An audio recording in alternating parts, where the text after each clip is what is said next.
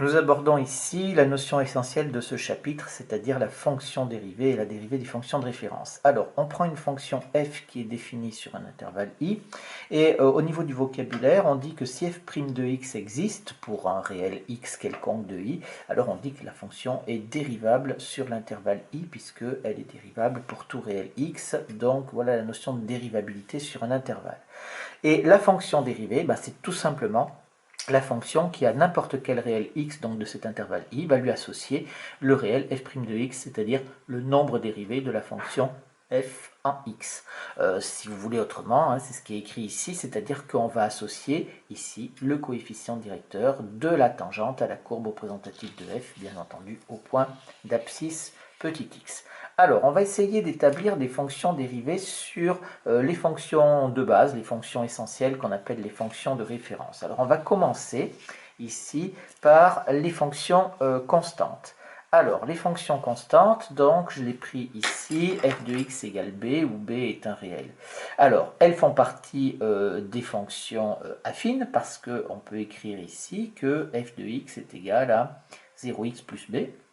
Donc ça fait bien partie des fonctions affines avec le coefficient directeur qui vaut 0 et l'ordonnée à l'origine qui vaut b. Donc en fait, quand on prend une fonction constante, on n'a que l'ordonnée à l'origine puisque le coefficient directeur vaut 0. On sait que les représentations graphiques, c'est une droite, attention, pas n'importe quelle droite, c'est une droite qui va être horizontale, ça on le sait pour les fonctions constantes. Et donc si je trace la représentation graphique de ma fonction, et bien je vais avoir par exemple voilà la représentation graphique et je sais que le petit b ici je vais l'avoir avec l'intersection avec l'axe des ordonnées.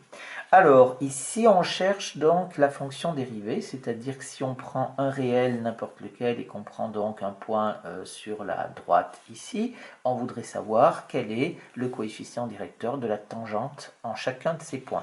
Alors il y a une chose qui est évidente, c'est la propriété qui est là, c'est que si vous prenez une droite, bien évidemment, elle est tangente à elle-même, c'est-à-dire qu'il n'y a pas de rayon de courbure, donc si je prends la tangente, je reste toujours sur la même droite. Et ça c'est valable que pour les droites.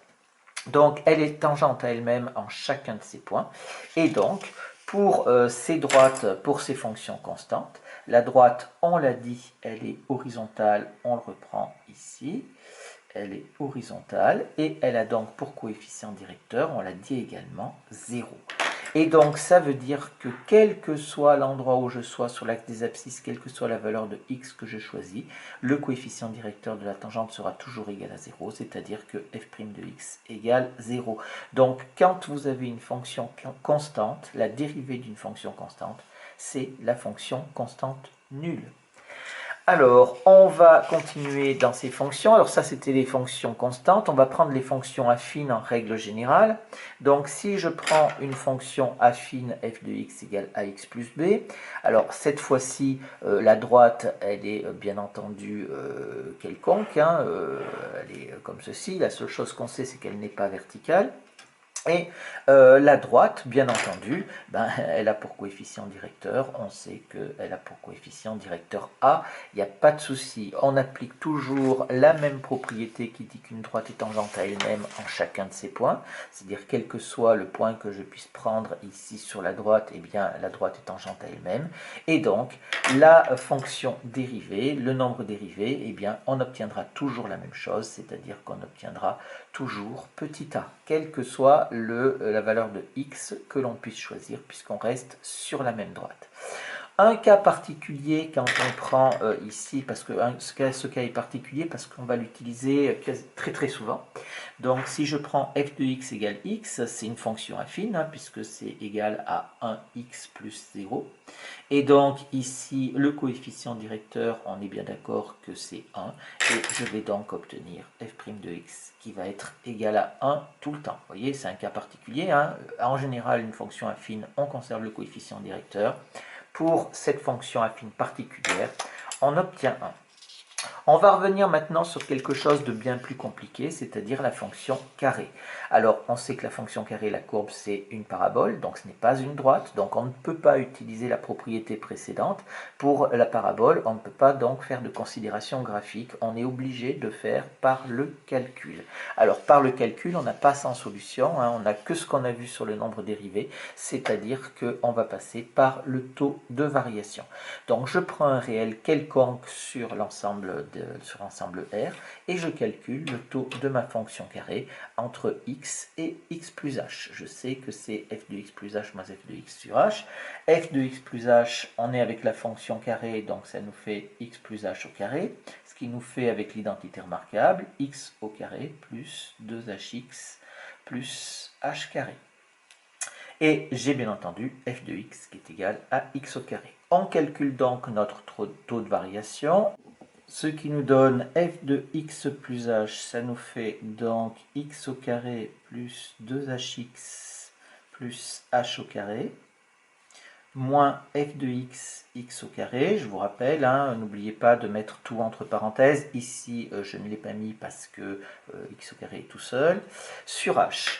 Et donc, ici, on voit bien qu'on va avoir des simplifications. On a x au carré ici que l'on va pouvoir simplifier avec celui-là, hein, x au carré moins x au carré.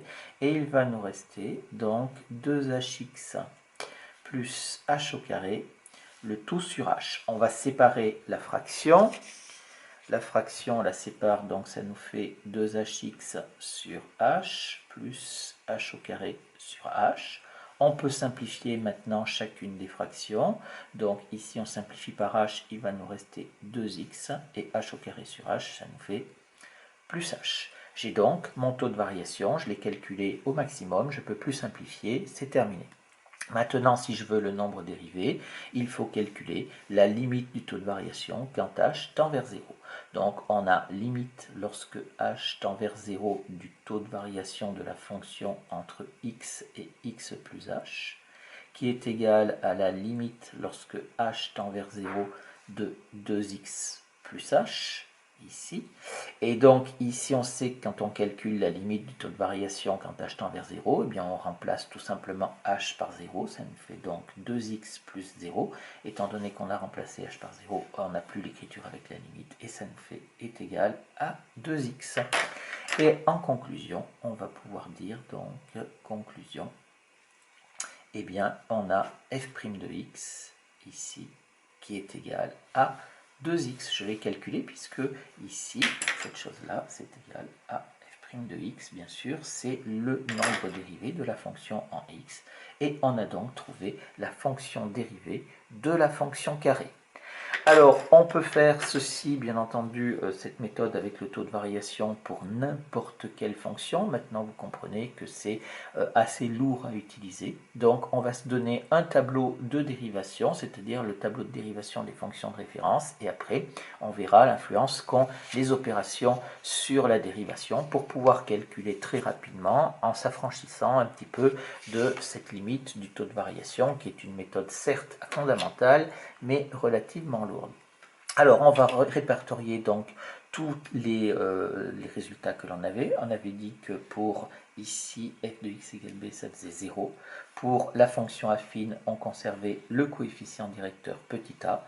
Pour f de x égale x, ça nous faisait f' de x égale 1. Pour f de x égale x au carré, ça nous faisait donc 2x. Et ici, on pourrait procéder exactement de la même manière pour x au cube. Et on obtiendrait ici 3x au carré. Voilà donc pour les premières technologies. En ce qui concerne la première STI, vous avez donc les fonctions de référence complémentaires. Donc au-delà de x au cube, qu'est-ce qu'on fait? On prend x à la puissance n. Alors regardez, en fait, on fait par analogie avec ce qu'il y a au-dessus.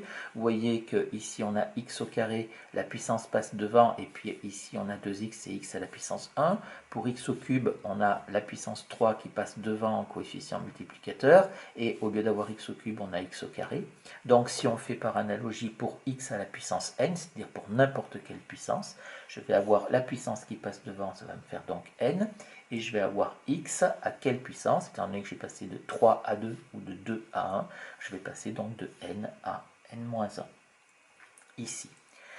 Même chose ici pour 1 sur x. Pour 1 sur x, on va avoir la dérivée, c'est donc moins 1 sur x au carré. Faites attention de ne pas oublier le moins ici. Les fonctions cosinus et sinus, ce sont des fonctions de référence qu'on a vues dans le chapitre de trigonométrie, donc elles sont absolument indispensables aussi.